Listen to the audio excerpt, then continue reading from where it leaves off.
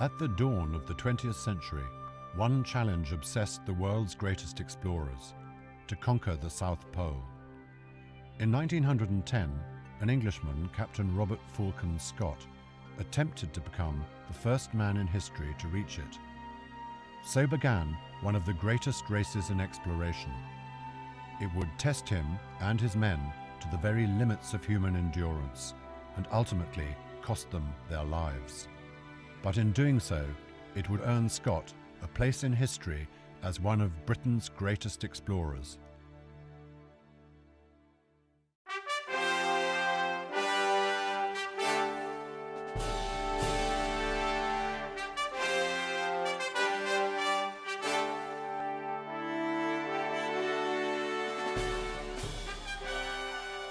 Scott was an officer in the Royal Navy, and at 43, already a well-known and experienced polar explorer. For more than 8,000 hopefuls, he hand-picked a crew of 36 men who would join him on the Terra Nova as she set sail for Antarctica. Ahead of them, the ultimate prize of the South Pole. But Scott's greatest rival, the Norwegian Roald Amundsen, had already arrived in Antarctica. Scott refused to see his expedition as merely a race against Amundsen, but nonetheless, the thought of being beaten to the pole did prey on his mind. The two parties were essentially different. The Norwegians would use dog teams to haul all their equipment to the pole and back, but Scott would use dog teams and ponies, but crucially, once he reached the halfway mark, his men would have to drag, on foot and ski, everything that they would need for the next 900 miles.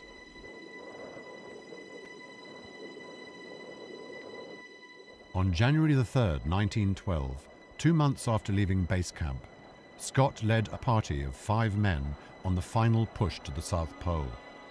They continued for 2 more weeks amid raging blizzards and with dwindling rations, until, only 14 miles from the pole, Scott's party were to make a terrible discovery. In the far distance, one of Scott's men thought he saw a small pile of stones. As they drew closer, they saw the tracks of skis and dogs and sledges, and fluttering in the breeze, a scrap of material, a makeshift flag. At that moment came the dreadful realization that Amundsen had beaten them to the pole.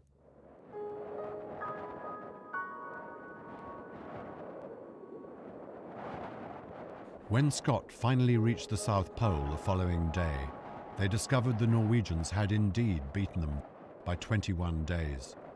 Their spirits were crushed by the utter disappointment. In bitter temperatures of -50 degrees and suffering from severe frostbite, Scott's men began the tortuous 800-mile journey back. For Scott and his expedition, the journey back from the pole must have been truly appalling. One of his men, Edgar Evans, was already dead. Another, Titus Oates, could barely walk, his feet ravaged by gangrene and black from frostbite. Captain Scott, on the 16th of March, made a diary entry about Oates. He slept through the night, hoping never to wake, but he woke in the morning and said, "I am just going outside and maybe some time." He went out into the blizzard, and we have not seen him since.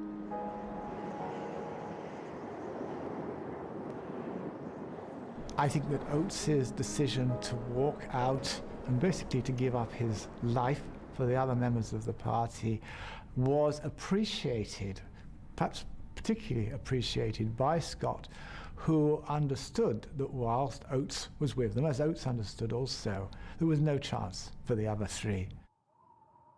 3 days after Oates' death, Scott and the 2 remaining members of the party made camp. With only 2 days of rations remaining, a terrible blizzard whipped up and the men were unable to leave the tent. For 8 long days, their supplies exhausted, Scott and his men clung on, knowing that the end must be near. In what would be his final diary entry for Thursday, March the 29th, Scott wrote, "We shall stick it to the end, but we are getting weaker, and the end cannot be far.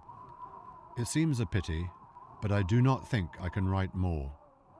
For God's sake, look after our people." Tragically, they were just 11 miles from food supplies at One Ton Depot.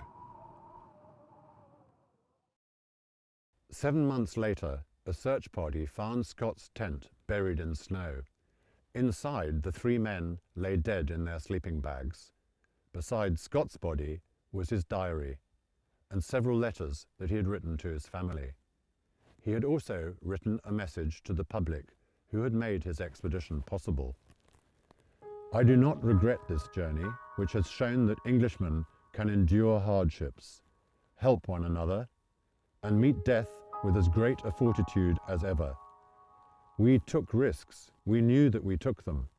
Things have come out against us, and therefore we have no cause for complaint, but bow to the will of Providence, determined still to do our best to the last." Captain Robert Falcon Scott had not reached the South Pole first, but his sacrifice and bravery ensured that his legacy as one of Britain's greatest explorers would endure.